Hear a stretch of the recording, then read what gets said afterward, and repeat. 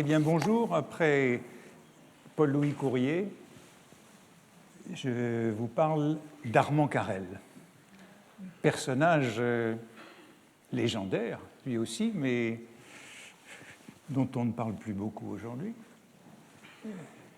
Et comme Courier, Carrel, j'ai toujours eu une certaine curiosité pour lui, parce qu'on voit son nom apparaître un peu partout sans savoir grand-chose de lui. Carrel est un autre de ces saints patrons de la Troisième République, omniprésent entre les années 1880 et 1940, à la grande époque du radicalisme, et aujourd'hui tout à fait oublié. Le voici sur un tableau de 1833, donc en pleine gloire, c'est son grand moment, et je reviendrai à ce tableau plus loin, mais c'est simplement pour vous donner une idée du personnage. Et j'ai donné comme titre, vous vous souvenez que je voudrais donner à chacun de ces portraits un mot clé, comme Sainte-Beuve le faisait, disant qu'il y avait le fin mot d'un personnage. Le fin mot, à propos d'Armand Carrel, ça serait donc sous-lieutenant et journaliste. Et voici ce que disait Littré. Littré est le premier biographe de Carrel, et on peut même dire que c'est une hagiographie, ce qu'il a écrit à la mort de Carrel. Armand Carrel a été sous-lieutenant et journaliste, c'est donc à lui que j'emprunte cette formule. C'est dans ce cercle qu'a été renfermée la vie d'un homme qui, mort à la fleur de l'âge, laissa un nom connu de la France et des regrets même à ses ennemis politiques. Parfait résumé de cette vie courte. Il est né en 1800, il est mort en 1836.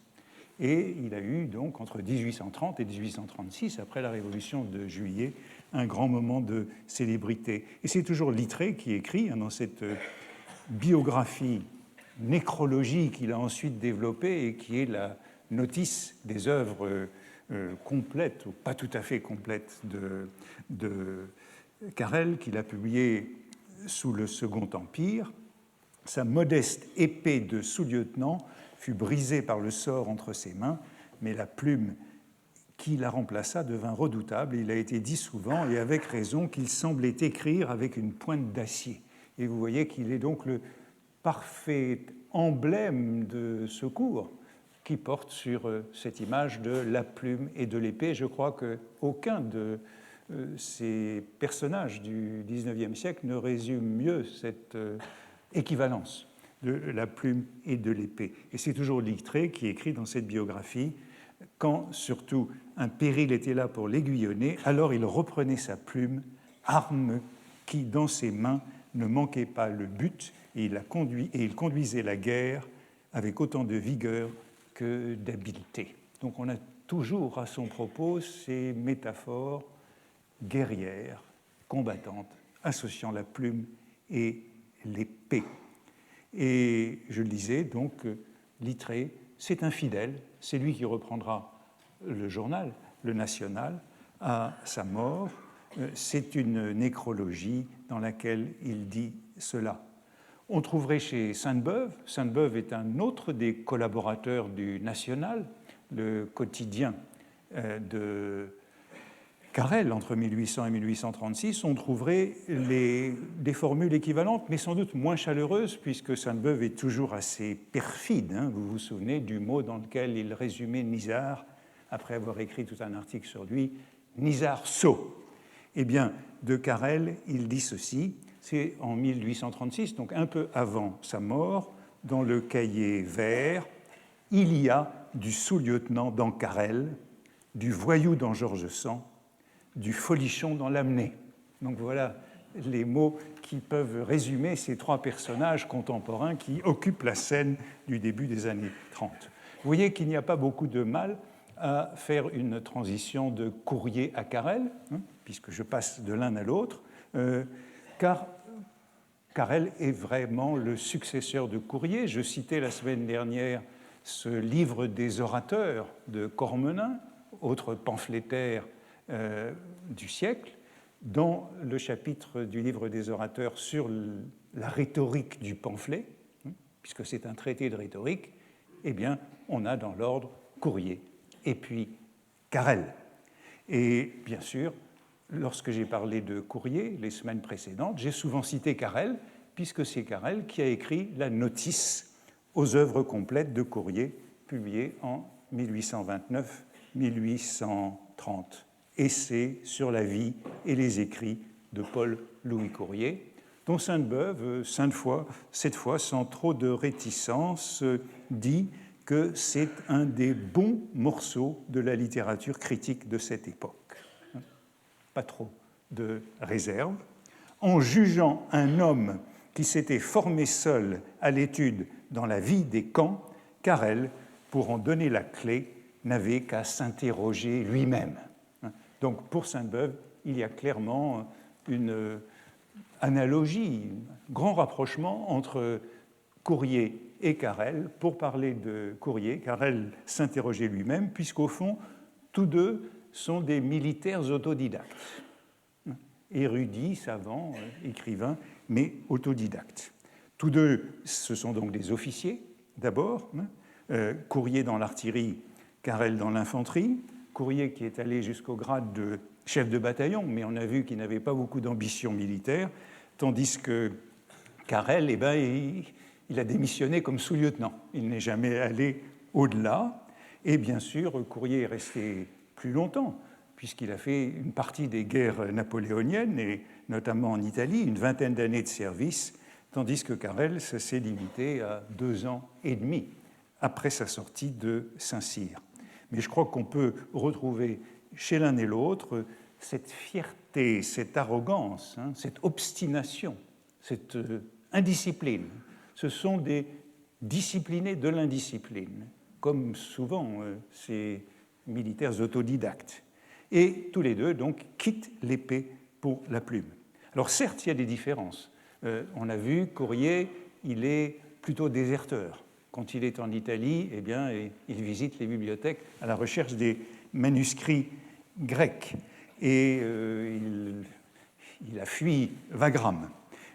Tandis que Carrel, eh bien, Carrel est plutôt une tête brûlée qui, dans les peu d'années qu'il a combattu, eh bien, est allé au front.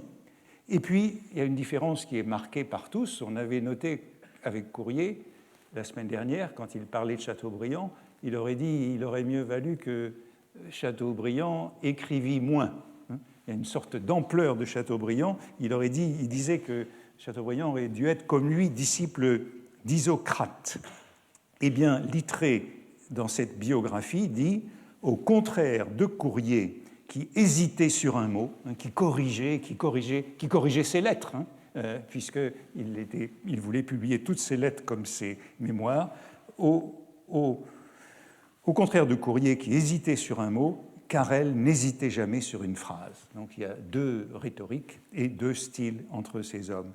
Mais je le disais, ce sont 2 des saints patrons de la Troisième République. J'ai évoqué la statue de Courrier qui est à l'Hôtel de Ville de Paris, construit en 1882. Et bien, la même année, 1882, il y a une souscription nationale pour élever une statue à Carrel dans sa ville natale de Rouen. Cette statue sera un monument du radicalisme.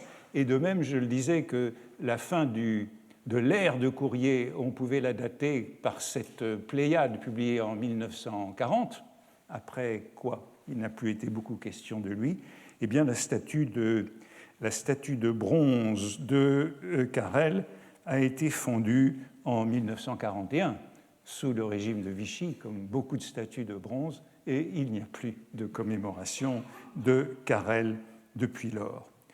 En tout cas, vous voyez que les rapprochements sont très nombreux entre ces 2 plumes, je dirais, les plus acérées de cette période, Restauration, monarchie de Juillet. Carrel est donc en plein dans la génération romantique, né en 1800, contemporain de Vigny, né en 1797, de Hugo, né en 1802, de Sainte-Beuve, né en 1804, de Janin, qui est un adversaire dans un journal orléaniste dans la monarchie de Juillet, né en 1804 également. Et le portrait que je vous montrais est un portrait de Henri Schaeffer, 1833, grande famille. C'est celle des Harry Schaeffer, son frère aîné, et Arnold Schaeffer, son autre frère, qui est très proche de Carrel dans la charbonnerie au début des années 1820, c'est-à-dire les mécontents du régime de la Restauration. Donc on est dans un milieu qui, dès la Restauration, au début des années 20, est disons, bonapartiste ou républicain, en tout cas mécontent du régime et conspirant contre le régime. Et puis, bien sûr, le mythe est complété par sa mort, 1836, dans un duel avec Émile de Girardin, grand personnage qui vient de fonder la presse, journal à grand tirage et à grand format, qui fait concurrence au National, journal beaucoup plus coûteux de Carrel. Donc c'est un personnage longtemps légendaire et mythique, une sorte de Byron français. Souvent cette comparaison est trouvée. Et aujourd'hui, quand je dis que je prépare des séances sur Carrel, on me dit Alexis. Mais non, il ne s'agit pas d'Alexis. Armand a aussi existé.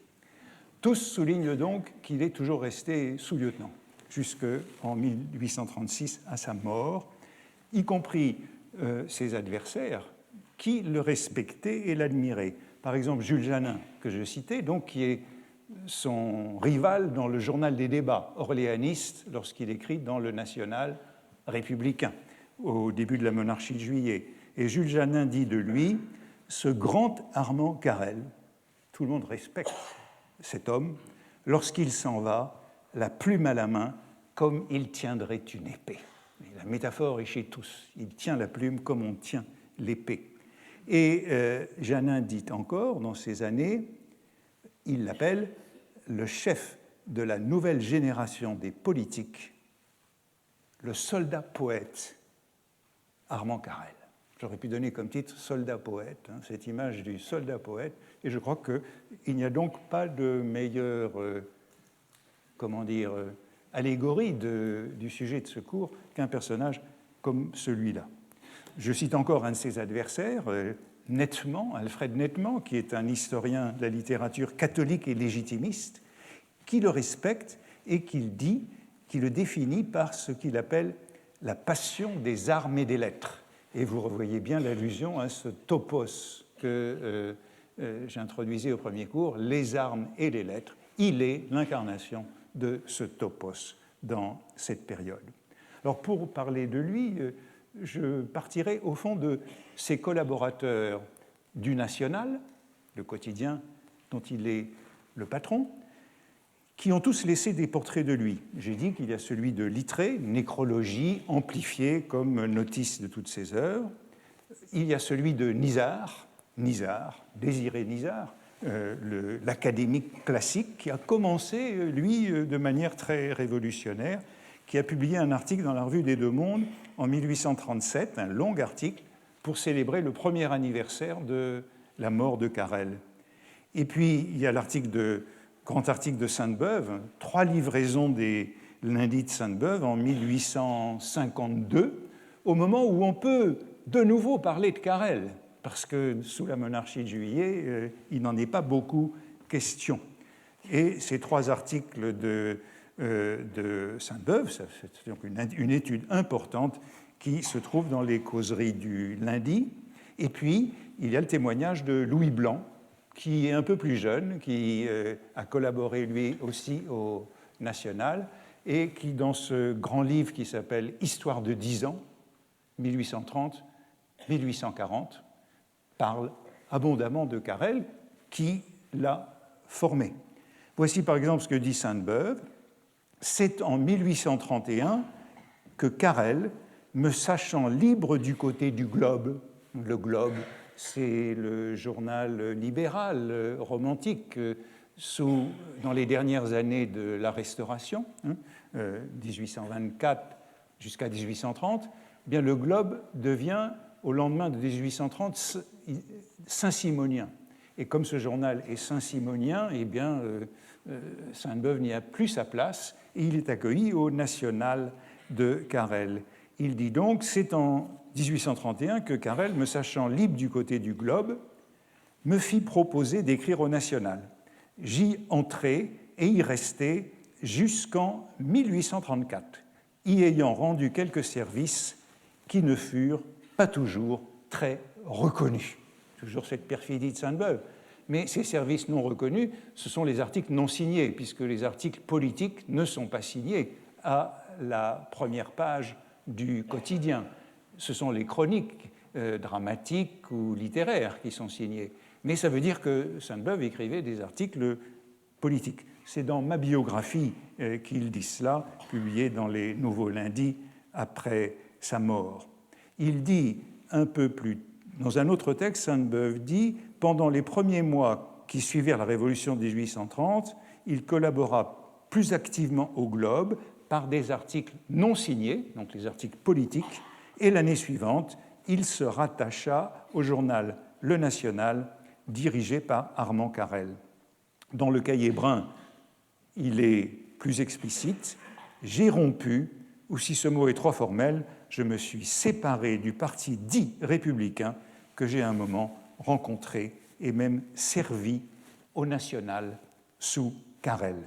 Et de fait, la collaboration de Sainte-Beuve, elle correspond exactement à la grande époque de ce journal de 1832 à 1834. À partir de 1834, la répression est telle que l'autocensure s'ajoute à la répression et que le journal devient beaucoup plus convenu. Ou encore, je disais Littré, ou encore Nisard. Alors on a oublié que Nisard, puisque Nisard, on l'identifie vraiment aux critiques académiques, au style, au romantisme du XIXe siècle.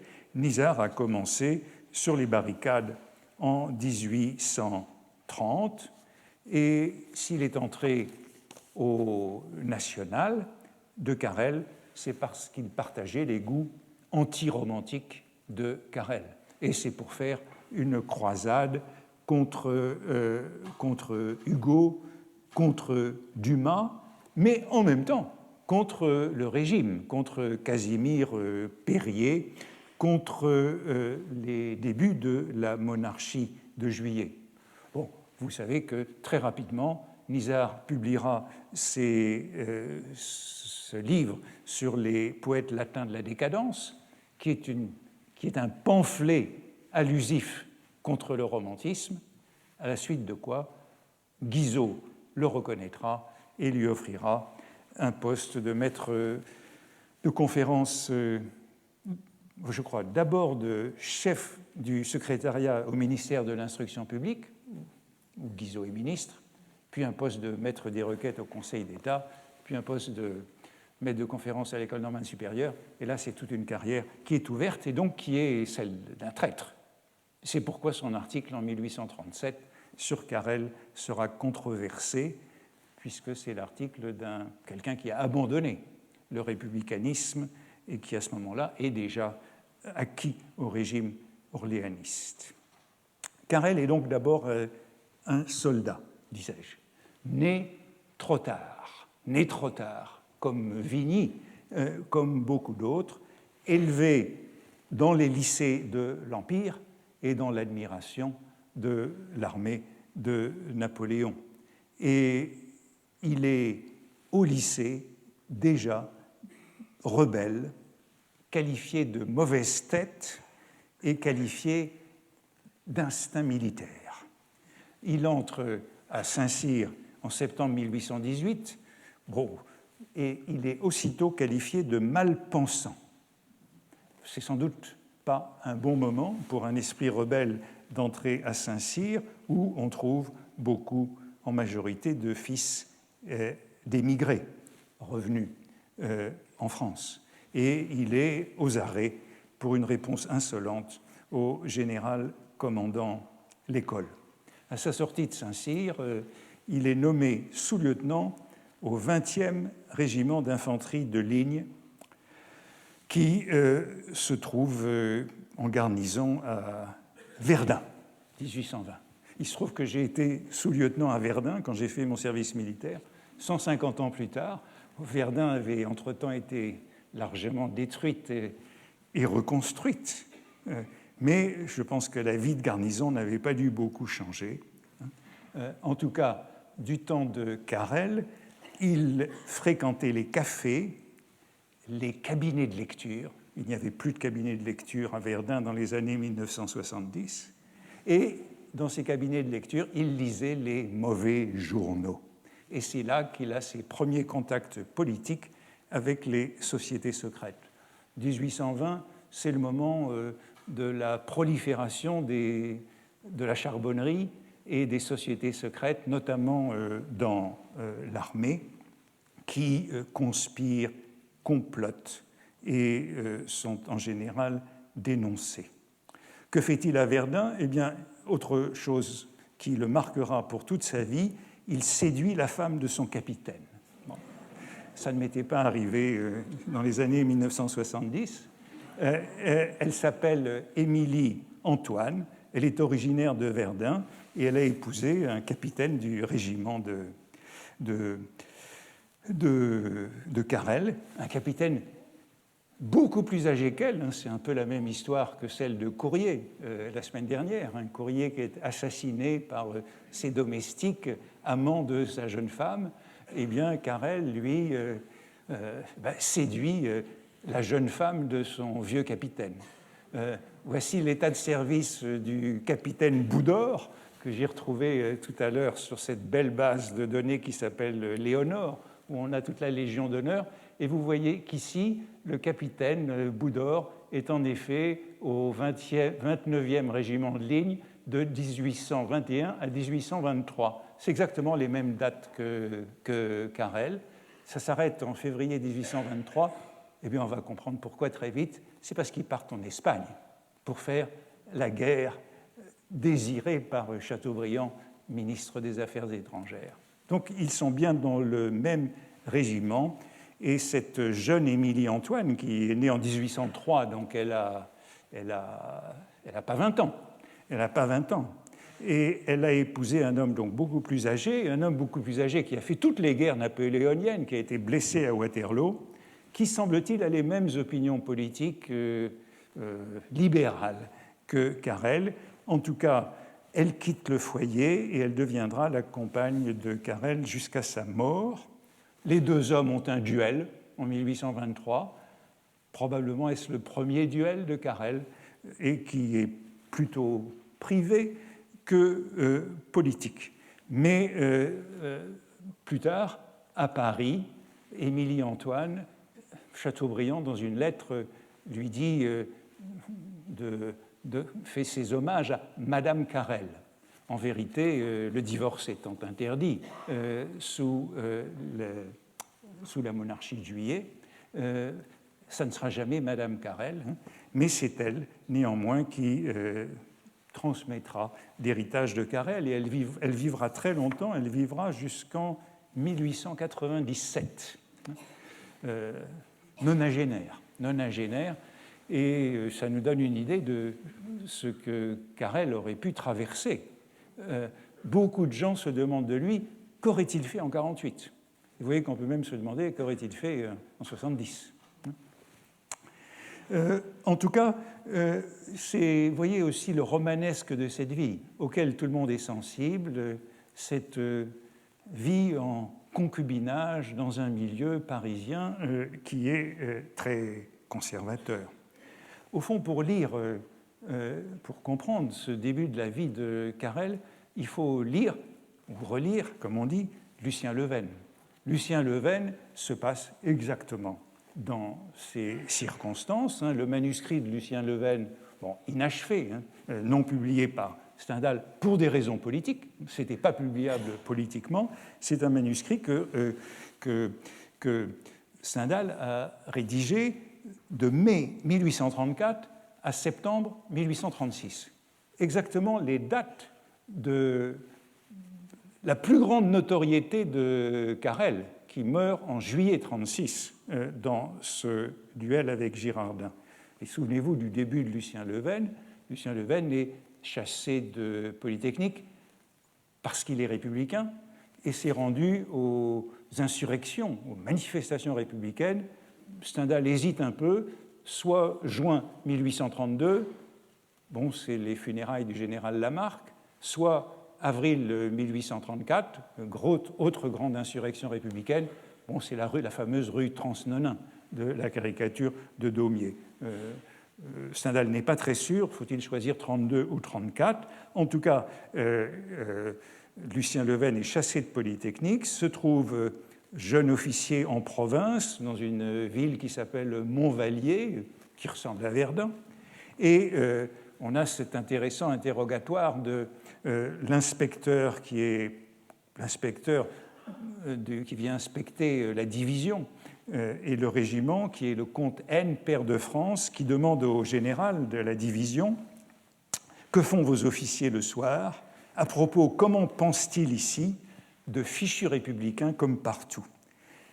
Le capitaine Blessin aurait pu vous dire qu'ils sont abonnés au National, le journal de Carrel, au Courrier, Courrier c'est le Courrier français, c'est le journal de Guizot, au Charivari, Charivari c'est le journal de Philippon, dont on a beaucoup parlé avec les chiffonniers, c'est les caricatures et la caricature politique, etc. À tous les mauvais journaux, ils les font venir sous le nom d'un bourgeois de Darnay, c'est lui qui a envoyé 179 francs au National pour sa dernière amende à l'égard du maréchal Ney.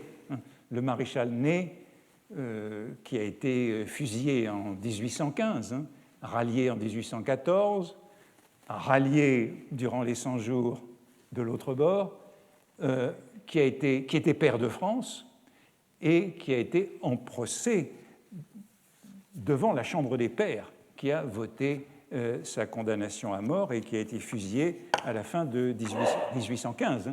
Le maréchal Ney, c'est la honte de la Restauration, c'est un peu comme le duc d'Enghien pour Chateaubriand, la honte de Napoléon, le duc d'Enghien, la honte de la Restauration, le maréchal Ney.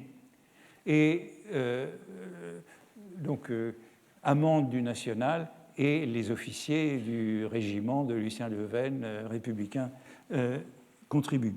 Lucien Levesque est convoqué par son colonel, informé par les mouchards, et le colonel lui dit « Hier, monsieur, vous avez lu le National au cabinet de lecture, et vous n'avez pris ni le journal de Paris, ni les débats qui tenaient le milieu de la table. » Donc voilà le régime de ces garnisons de province. Et je disais, c'est le temps, les grandes années de ces conspirations militaires, 1821-1824, l'épisode le plus fameux, ce sont ces 4 sergents de La Rochelle qui sont accusés d'avoir voulu renverser la monarchie et qui sont guillotinés en place de Grève en 1822. On parlera très longtemps de ces 4 sergents de La Rochelle. Carrel fait donc partie de ces sociétés secrètes, proches de la maçonnerie, pas nécessairement républicaines, mais plutôt bonapartistes, et c'est là où il rencontre donc la famille Schaeffer, Harry, Henri et Arnold. Carrel est mêlé à une conspiration à Belfort en décembre 1821. Il a la chance de n'être pas repéré. On sait qu'il y a un des conspirateurs, mais il évite le peloton militaire. Son bataillon est envoyé à Marseille pour être mis au pas à la suite de ces incidents, et c'est là qu'il entre en contact avec la charbonnerie marseillaise. Et au moment où le régiment est envoyé en Espagne, dans cette guerre de Chateaubriand, en fin février, début mars 1823, eh bien, Carrel est laissé au dépôt. Il ne suit pas le régiment, puisque c'est un mauvais esprit, une mauvaise tête, et il est réformé. Je ne suis pas tout à fait certain. Est-il réformé ou demande-t-il sa démission ? Je ne sais pas exactement. En tout cas, il est rendu à la vie civile le 18 mars 1823.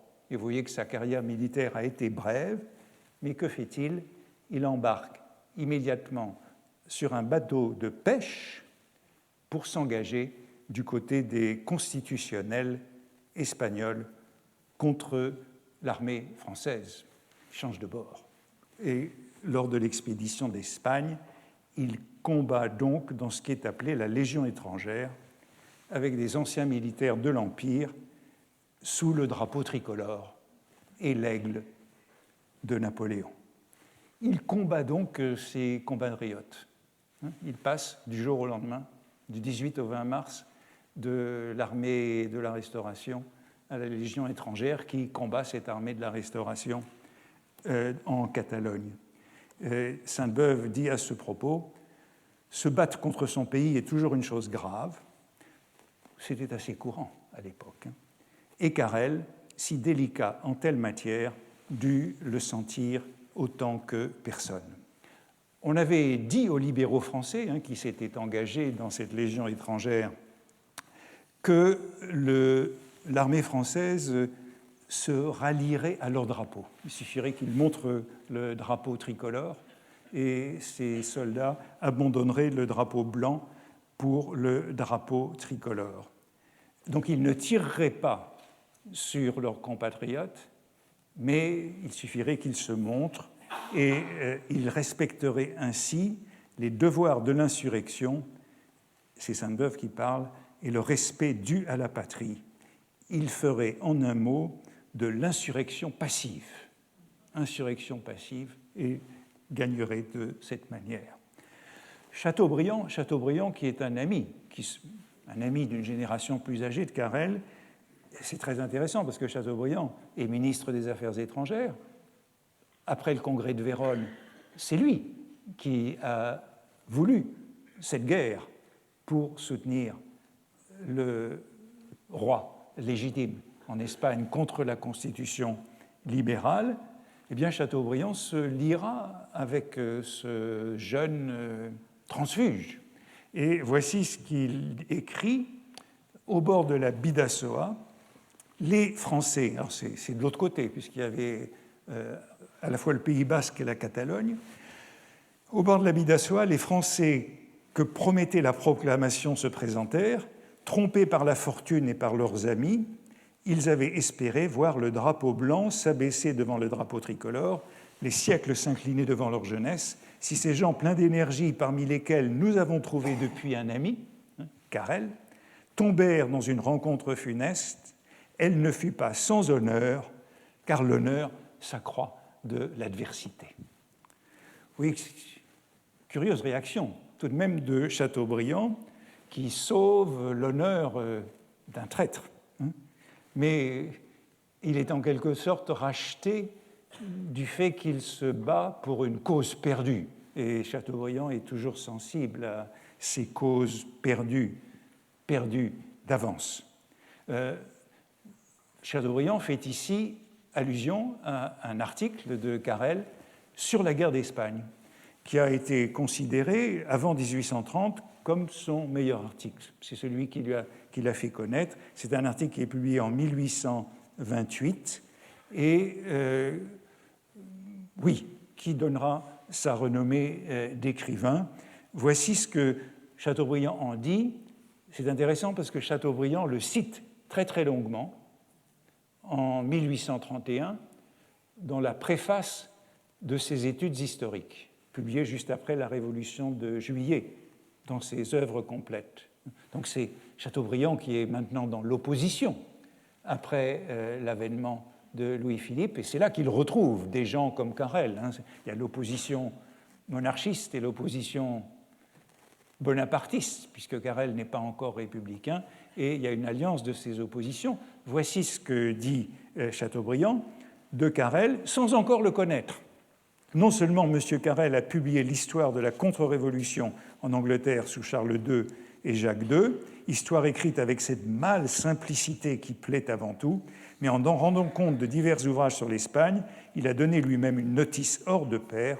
On y trouve une manière ferme, une allure décidée, quelque chose de franc et de courageux dans le style, des observations écrites à la lueur du feu du bivouac et des étoiles d'un ciel ennemi, entre le combat du soir et celui qui recommencera à la Diane On sent dans M. Carrel une opinion fixe qui ne l'empêche pas de comprendre l'opinion qu'il n'a pas et d'être juste envers tous. Et c'est à cela que Chateaubriand est sensible, cette écoute de l'opinion de l'adversaire. Il a une opinion, mais il est juste, il est loyal. Et cela reviendra toujours dans les jugements de Chateaubriand, de longues pages de Chateaubriand, d'éloges de cet homme, dit-il, qui s'est battu sans espoir. Voilà, c'est ça que Chateaubriand admire, c'est ce combat désespéré, pour une cause désespérée,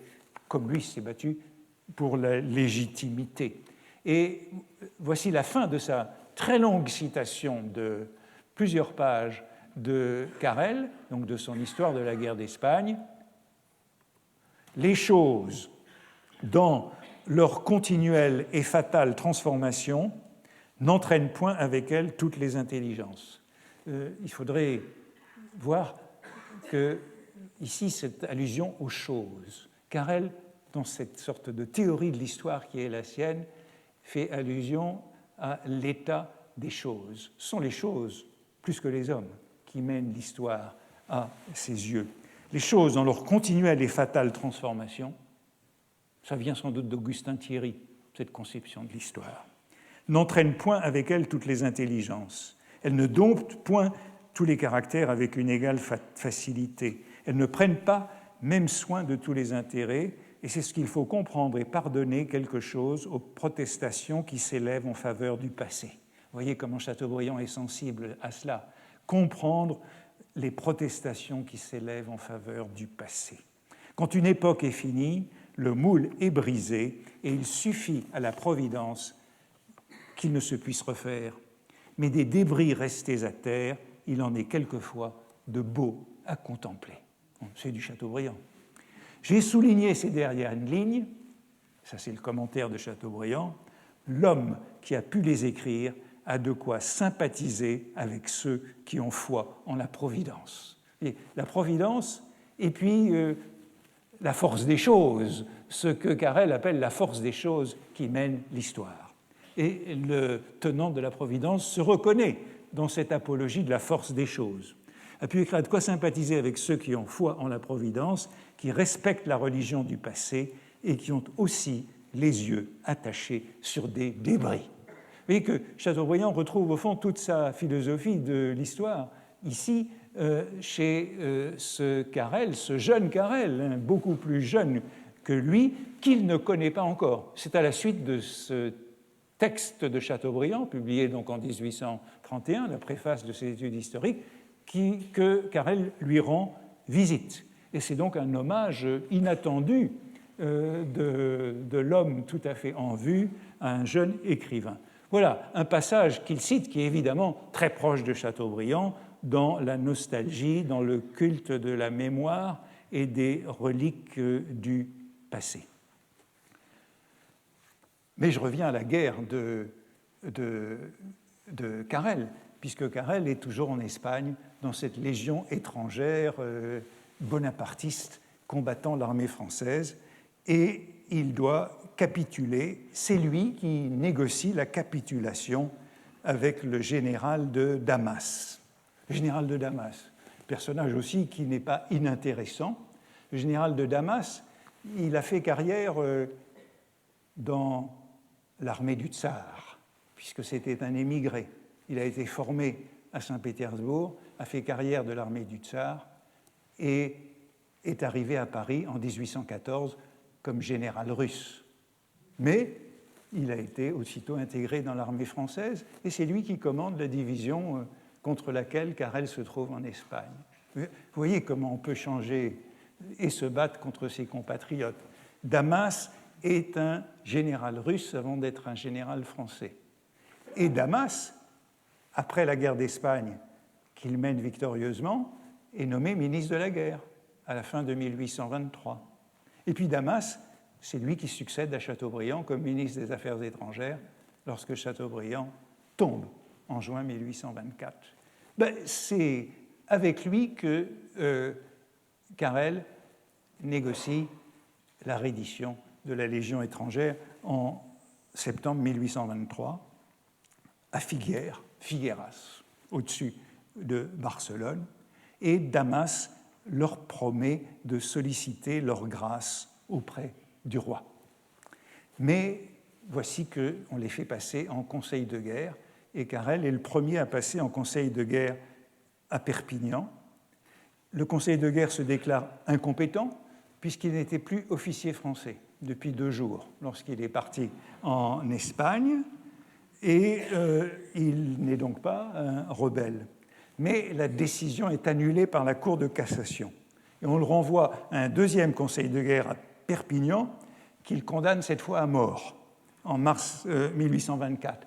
Voyez le prestige de l'homme, condamné à mort par un conseil de guerre en 1824. La Cour de cassation casse de nouveau parce qu'il y a eu un vice de forme. Et il est jugé par un troisième conseil de guerre, cette fois à Toulouse, en juillet 1824. Et le troisième conseil de guerre, où son avocat lui conseille de se calmer, de ne pas s'obstiner, parce que chaque fois il fait scandale puisqu'il dit que le conseil de guerre n'est pas compétent pour le juger puisqu'il n'est plus officier. Le troisième conseil de guerre, eh bien, l'acquitte. Premier conseil de guerre non compétent, deuxième condamné à mort, troisième acquitté. Et c'est ainsi qu'il quitte l'armée, non sans avoir utilisé ce séjour en prison, suivant le modèle que j'avais décrit l'an dernier du loisir studieux. La prison de septembre 1823 à juillet 1824, c'est le moment, au fond, c'est l'hypocagne de Carrel. Il a fait des extraits de tous les livres qu'il lisait, des notes des livres qu'il lisait, et c'est ce moment de formation. Et voici qu'il quitte l'épée pour la plume, ainsi qu'il le résume plus tard lors d'un procès en 1832. C'est lors d'un procès, il a eu de nombreux procès. Voici ce qu'il dit. Repoussé par la restauration, j'espère que vous pouvez lire, repoussé par la restauration d'une carrière de choix dans laquelle j'avais cru trouver les occasions de servir mon pays, j'ai laissé l'épée et pris la plume. Il reprend ces formules du XVIIe siècle, quitter l'épée pour la plume. J'ai laissé l'épée et pris la plume quand il n'y avait plus que cette arme pour combattre la Restauration. Je me suis mis à dévorer les livres pour y trouver des arguments contre elle, et si l'indignation ne m'a pas fait poète, elle m'a fait écrivain laborieux. La Révolution de Juillet m'a trouvé journaliste et laissé journaliste. La Révolution de Juillet, c'est donc l'étape qu'il faudra maintenant parcourir, et à la différence de ceux qui sont allés, qui ont pris des postes après la Révolution de 1830, comme ses amis Thiers et Mignet, Carrel insiste bien sur le fait qu'il est resté journaliste. Il est donc devenu homme de lettres à partir de 1824. Il est devenu journaliste, mais tout le monde insiste sur le fait qu'au fond, c'est un second choix. Il était un homme d'action, non un homme de lettres, et pour lui, le modèle de l'écrivain, c'est Nisard qui le dit, c'était César ou Bonaparte, homme d'action qui écrit ensuite ses mémoires. Bon, débarquant à Paris en 1824, il devient secrétaire, il est placé par ses anciens de la Charbonnerie comme secrétaire d'Augustin Thierry. Et c'est donc lui qui a achevé le manuscrit de l'histoire de la conquête d'Angleterre. Et c'est pourquoi je disais que ces théories de l'histoire, elles sont redevables à Augustin Thierry. C'est lui qui lui a mis le pied à l'étrier, chez qui il a appris son métier, à la suite de quoi il a écrit plusieurs petits manuels d'histoire et publié dans la presse libérale. Il contribue au Globe, au Constitutionnel et à un journal saint-simonien qui s'appelle Le Producteur. Dans Le Producteur, eh bien c'est là qu'il a sa première polémique de Carrel, saint-simonienne, en décembre 1825, contre Stendhal, contre le pamphlet de Stendhal que je citais il y a quelques semaines, le nouveau complot contre les industriels. Je citais ce pamphlet de 1825 parce que c'est le moment où Stendhal est tout proche de Courrier, qu'il rencontre chez Delescluze, et Stendhal se met à écrire des pamphlets en 1823, Racine et Shakespeare, en 1825, contre les nouveaux industriels, sous l'influence de Courrier. Je vous le disais, on dit que Courrier a relu les pamphlets de Stendhal. Et le premier pamphlet de Stendhal, là, c'est donc du nouveau complot contre les industriels, contre la tyrannie libérale, contre la tyrannie saint-simonienne, que Stendhal appelle les marchands de calicot. Et Courrier réagit de cette façon: nous ne nous chargeons pas de répondre à toutes les excellentes plaisanteries lancées par lui contre un homme, par lui c'est Stendhal, contre un homme qu'il faudrait placer au rang des bienfaiteurs de l'humanité, Saint-Simon, n'eût-il établi qu'une vérité, celle qui nous sert d'épigraphe, l'âge d'or qu'une aveugle tradition a placé jusqu'ici dans le passé et devant nous. Quant à ce qui nous est personnel, allusion à cette notion de personnalité qu'on connaît bien maintenant, ce qui nous est adressé personnellement dans la brochure de M. de Stendhal, nous ne saurions nous en occuper ici, cette feuille ne doit pas s'ouvrir à une polémique qui n'intéresserait que l'amour-propre des rédacteurs, surtout si pour entrer en lice avec un prétendu adversaire, il fallait descendre dans le trivial, c'est-à-dire sur le terrain d'où sont parties les pasquinades que nous avons lues. Il n'y aura pas d'animosité et de ressentiment après cette polémique, puisque Stendhal collaborera au National de Carrel en 1830. Le premier livre de Carrel, le premier vrai livre de Carrel, c'est ce livre auquel Chateaubriand faisait allusion tout à l'heure, Histoire de la contre-révolution en Angleterre sous Charles II et Jacques II, livre publié en 1827. Ce livre, est-ce un livre d'histoire? Est-ce un pamphlet? Ce livre est un pamphlet. Analyser la contre-révolution en Angleterre avant la Glorious Revolution, c'est parler par allégorie de la situation française.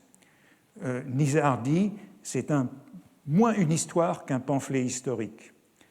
Sainte-Beuve dit « c'est un pamphlet d'allusions et de circonstances.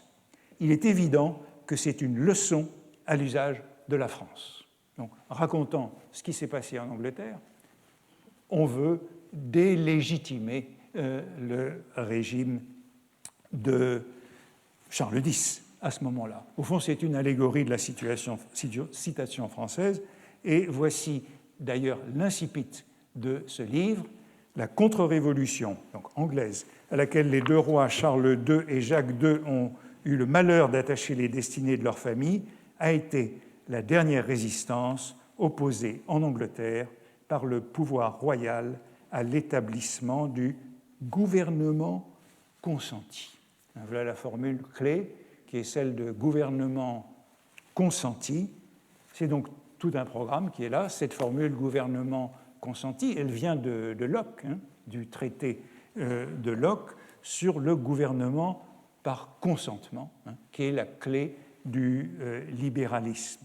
Le vrai gouvernement, pour Locke, c'est le gouvernement consenti, par opposition au gouvernement imposé ou octroyé, comme si la charte avait été octroyée.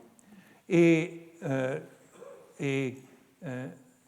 un peu plus bas dans cette même... C'est les premières lignes du texte.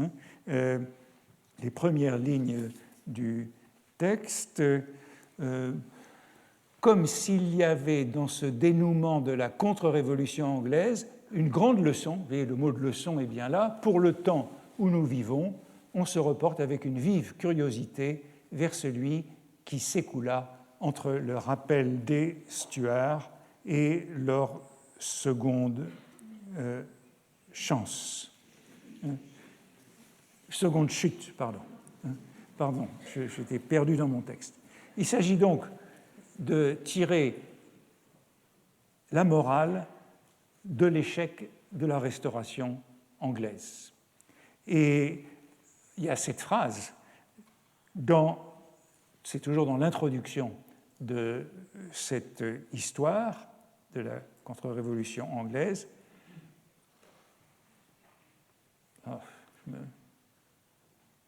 Voilà.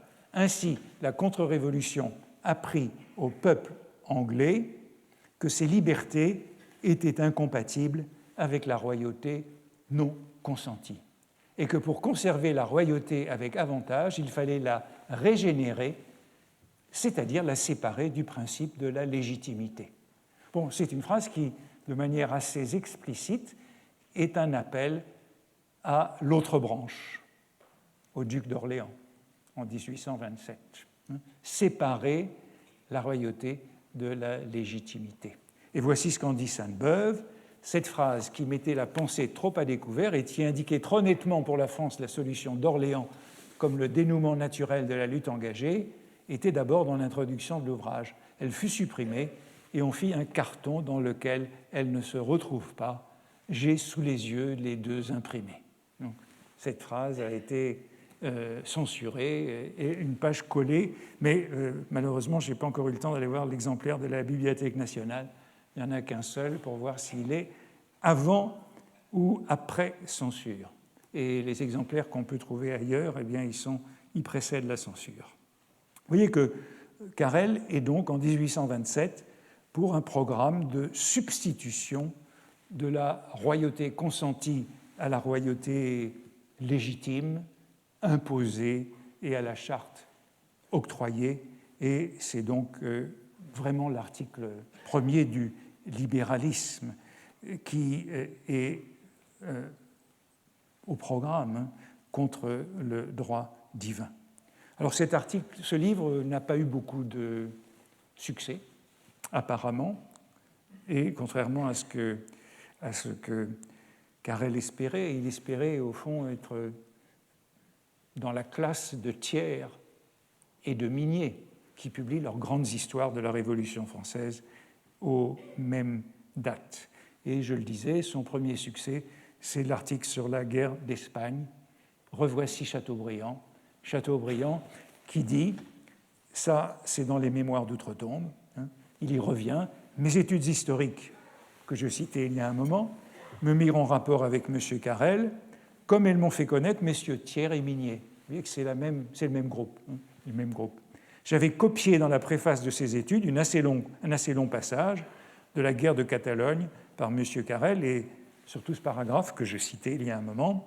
À la suite de ces belles paroles, j'ajoutais moi-même ce résumé. M. Carrel vint me remercier. Il était à la fois le courage et le talent du national auquel il travaillait avec messieurs Thiers et Mignet. M. Carrel appartient à une famille de Rouen, pieux et royaliste.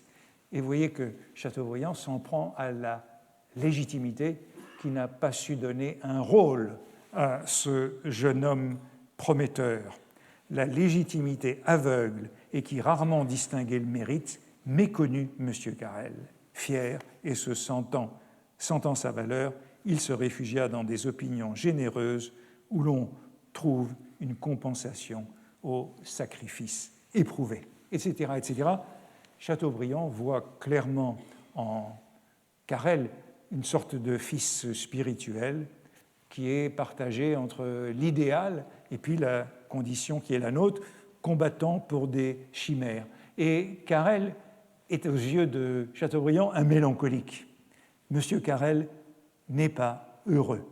Rien de plus positif que ses idées, rien de plus romanesque que sa vie. Volontaire républicain, Chateaubriand se trompe. Carrel n'est pas républicain en 1823, il est orléaniste. Plus tard, il est bonapartiste à ce moment-là. Pris sur le champ de bataille, condamné à mort par les autorités françaises, échappé à 1000 dangers, l'amour se trouve mêlé aux troubles de son existence privée. Donc Chateaubriand, qui envoie ses hommages à Madame Carrel, est aussi au courant de ses amours malheureuses. Il lui faut protéger une passion qui soutient sa vie et cet homme de cœur, toujours prêt au grand jour à se jeter sur la pointe d'une épée, mais devant lui des guichets, les ombres de la nuit. Il se promène dans les campagnes avec une femme aimée à cette première heure de l'aube où la Diane, de nouveau la Diane, qu'on avait vu tout à l'heure, l'appelait à l'attaque des tentes de l'ennemi. Il y a donc une très grande proximité entre ces deux hommes. Je passe vite sur la suite. J'ai cité la grande notice sur Courrier. Le bilan de ce premier moment, comme le dit Sainte-Beuve, c'est que Carrel était fait pour devenir un des généraux remarquables de la République et de l'Empire, mais qu'il s'est retrouvé journaliste tout en restant sous-lieutenant. Le National, maintenant. Le National, qui est ce quotidien fondé en 1830, en janvier 1830, et qui est totalement identifié à Carrel. Il est fondé en janvier 1830 avec Thiers et Mignet. Et Carrel est le troisième homme, le moins important des trois. Thiers, Mignet et Carrel. Voici ce que dit Chateaubriand de ces trois hommes. Je reviendrai dans les Mémoires d'outre-tombe sur les rédacteurs du National. Je dirai comment je les ai connus, mais dès à présent, je dois mettre à part M. Carrel, supérieur à messieurs Thiers et Mignet. Évidemment, messieurs Thiers et Mignet sont allés à la soupe après 1830, ils ont été nommés aussitôt conseillers d'État, tandis que Carrel est resté journaliste. Supérieur à messieurs Thiers et Mignet, il avait la simplicité de se regarder, à l'époque où je me liais avec lui, comme venant après les écrivains qu'il devançait. Il soutenait avec son épée les opinions que ces gens de plume dégainaient. Belle formule de Chateaubriand pour ceux qui dégainent des idées et ceux qui les soutiennent à l'épée. Dans le premier National, c'est-à-dire de janvier à juillet 1830, c'est Thiers qui écrit les éditoriaux politiques, ce qu'on appellera plus tard les premiers paris, à la page 1, tandis que Carrel est plutôt limité au sujet littéraire. C'est là qu'il écrit contre Vigny, contre Hugo. Quelle est la doctrine du National à ce moment-là ? C'est un journal qui est fondé pour saper le régime et pour défendre la substitution des Orléans aux Bourbons. Et il y a un important article, il y a de temps en temps des articles importants de Carrel, et notamment un article qui s'appelle « Le livre du contrat social et la charte », contre Rousseau. La souveraineté du peuple et les trois pouvoirs. C'est un article où Carrel réplique aux accusations d'être en faveur de la souveraineté du peuple. Et c'est là qu'il dit qu'il n'est ni pour la légitimité ni pour la souveraineté du peuple, mais pour la force des choses. La force des choses. La charte a été non pas octroyée, dit-il, mais venue de la force des choses. C'est la force des choses qu'il a imposée. Elle est l'œuvre des temps et non de l'arbitraire royal. Autrement dit, si la charte était le résultat de l'arbitraire royal, elle pourrait être révoquée, comme l'édit de Nantes, mais la charte, elle est le résultat de l'histoire. Voici ce qu'il dit. Je saute des... Voilà. Vous savez bien que ce n'est point un pur élan de paternité monarchique, l'octroi de la charte par Louis XVIII, mais les mécomptes et les fatigues de toutes les inimitiés qui ont fait la charte, qu'en un mot, elle est l'œuvre de la guerre et non de la paix. Si la royauté, l'aristocratie, le peuple étaient amis de leur nature, il ne serait pas nécessaire qu'une charte vint dire ce qui se peut et ce qui ne se peut pas pour chacune des parties mentionnées au contrat. Après la charte, il n'y a donc plus à se battre si chacun est sage. Et le peuple n'a plus besoin d'être souverain. Vous voyez, c'est une affirmation d'un personnage qui n'est pas du côté des révolutionnaires dans ce moment-là et de l'insurrection. C'est un libéral à l'anglaise. La source en bas de ce même texte de 1830 sur la souveraineté du peuple, la source de tous les pouvoirs est dans la bourse des contribuables. Ce n'est pas la souveraineté du peuple, ce n'est pas le vote, c'est l'impôt. Ce n'est pas là du moins une abstraction pour laquelle on puisse s'égorger, c'est l'invincible bon sens du bonhomme Jacques. Jacques Bonhomme, le paysan des jacqueries du Moyen-Âge. Il n'y a pas de doute qu'on a affaire donc à un libéral à l'anglaise qui est pour une charte non octroyée, résultat de la force des choses, sans être pour la souveraineté du peuple, entendue à la manière de Jean-Jacques Rousseau. Mais la grande notoriété de Carrel, elle vient après juillet 1830, quand il se retrouve seul à la tête du National, que Thiers et Minier prennent d'autres rôles, d'autres fonctions. Et c'est là que le journal s'identifie totalement à lui, alors que, comme vous avez compris quelle était sa philosophie politique, en juillet 1830, Carrel est resté en retrait du mouvement, puisque la seule protestation qu'il concevait concernait les impôts, refusait de payer les impôts. Il proteste pour les ordonnances, mais il ne compte nullement sur la résistance armée du peuple, sur la guerre de pavés et de rues. Il se trompera et il le reconnaîtra plus tard, puisque, vous voyez que je vais très vite, il dira plus tard, il n'y a, dès le 30 juillet 1830, donc au lendemain de la Révolution, il dira, il n'y a point de terme qui puisse rendre l'impression qu'a produite la conduite du peuple de Paris sur ceux qui l'ont observé dans les journées d'aujourd'hui et d'hier. Injustes que nous étions, nous le croyons désintéressé dans les questions constitutionnelles. Le peuple s'intéresse à la Constitution. Peindre l'intrépidité, l'intelligence, l'infatigable ardeur avec laquelle le peuple s'est prodigué dans une foule d'attaques meurtrières depuis 2 jours serait impossible. Cet héroïsme particulier à la nation française en Europe ne s'était montré dans aucune circonstance tel qu'il a éclaté à la lecture des infâmes ordonnances du 26. Il faut ajouter encore qu'on a bien vu que ce peuple n'était plus celui de l'Ancien Régime, mais celui que la Révolution a formé. Le peuple n'a point égorgé ceux qui tombaient entre ses mains, il a été clément autant que brave, il a traversé les appartements des Tuileries sans détruire, sans piller, sans emporter. Voilà cette reconnaissance du rôle joué par le peuple en 1830, mais ça ne sera pas pour autant une conversion, puisque en 1832, lors des insurrections, Carrel sera aussi distant et non engagé.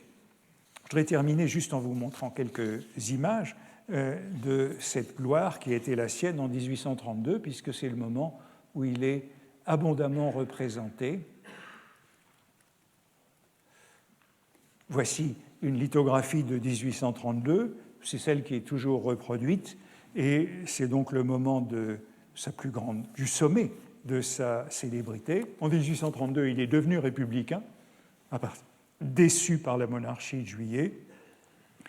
Voici le médaillon de son ami David d'Angers, dont Carrel dit dans une lettre « Grand merci de l'immortalité que je vais vous devoir ».